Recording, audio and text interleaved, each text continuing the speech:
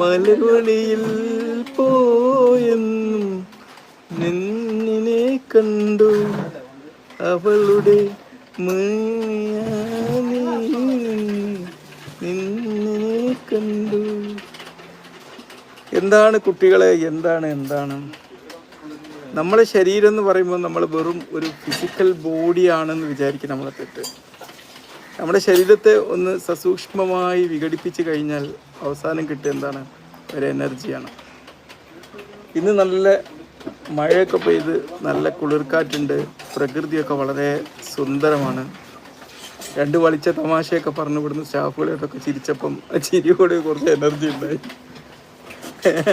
അപ്പോൾ നമ്മൾ വേറൊരു പറഞ്ഞ് നമ്മളെ എക്സ്റേൻ്റെ ആളെ കുറിച്ചാണ് നമ്മൾ തമാശ പറഞ്ഞത്.